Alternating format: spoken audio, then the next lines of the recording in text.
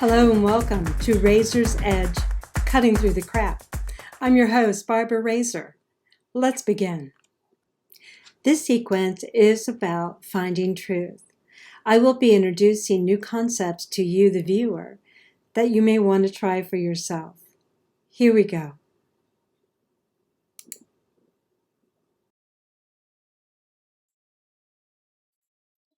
In an age of miscommunication, we are all looking for truth. What is truth? Here's what I know about the subject. There are multiple truths on any one subject. Some of those truths are personal. Some are taught, but rarely are they discovered. A discovered truth is one of the best experiences anyone can encounter.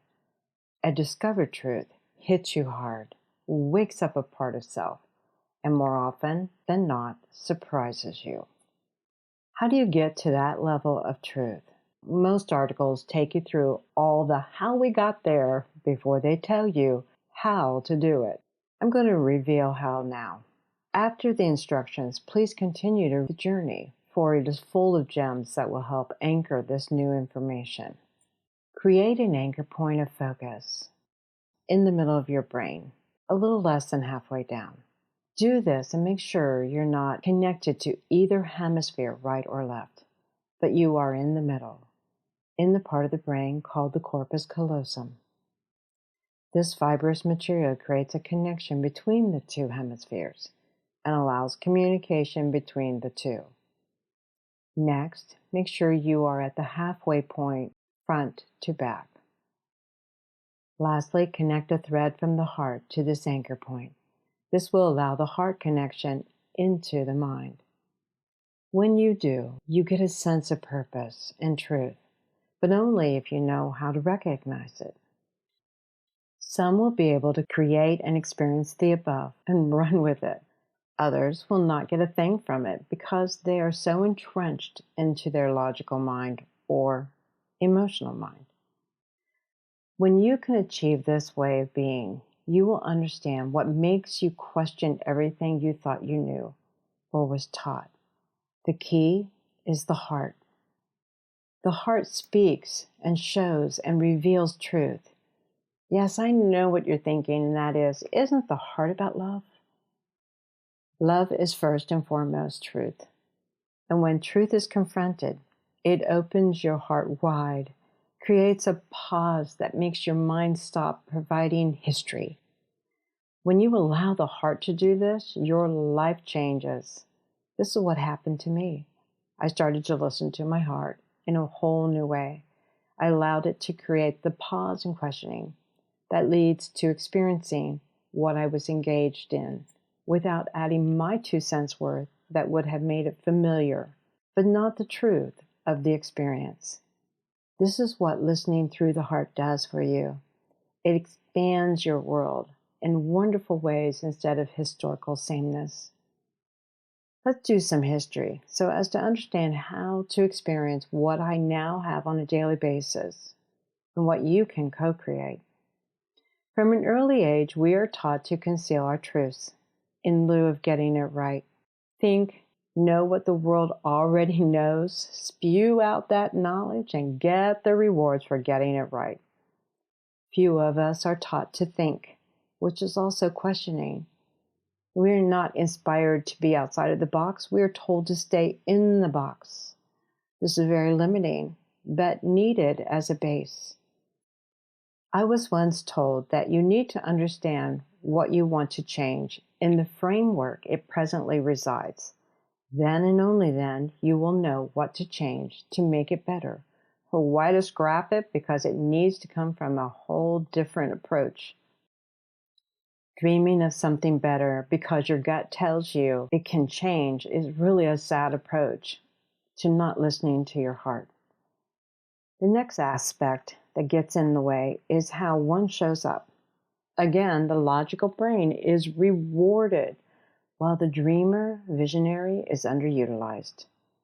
None of us are told how to be of one mind. Instead, we pit the emotional, visionary dreamer mind against the logical doing mind. This enslaves us to a starvation of inspiration, new ideas, progressive movement. But what if you could engage both hemispheres at the same time without pitting them against each other? It is not logical versus visionary. It is visionary engaging logic to make it real. But it is the emotional hemisphere, called the Gestalt hemisphere, that utilizes the heart. Again, the heart is now in your head as truth, right? If not, please change the heart to the word truth and learn to follow it. Again, how? The brain itself is always engaged in both hemispheres at the same time.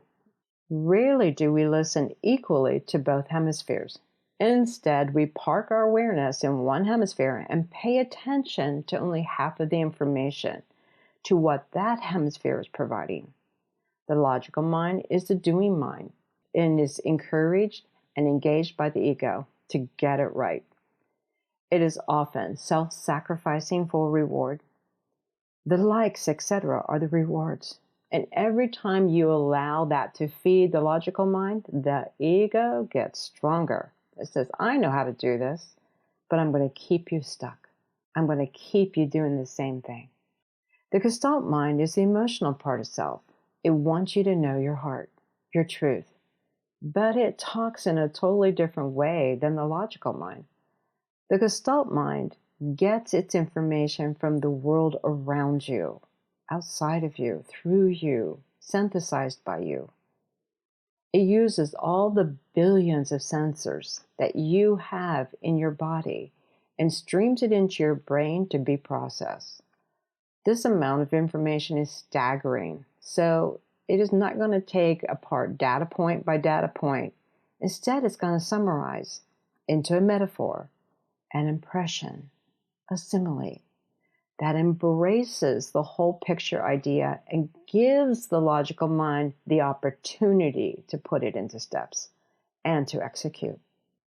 The other aspect that is of value is that it reveals truth only if you allow a whole view understanding.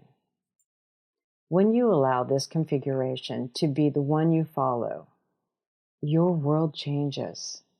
So once again, here is the how to get there. Create an anchor point of focus in the middle of your brain, a little less than halfway down. You'll experience that sweet spot. Do this and make sure you are not connected to either hemisphere, but you are in the middle, in the part of the brain called the corpus callosum. Again, this is the fibrous material that creates a connection between the two hemispheres and allow communication between the two. Next, make sure you are at the halfway point, front to back. Lastly, connect a thread from the heart to this anchor point. This will allow the heart connection into the mind. When you do, you get a sense of purpose and truth, but only if you know how to recognize it. If you have any questions, please contact me. Otherwise, enjoy this way of being, and thank you for engaging with me today. I am Barbara Razor, your host and author.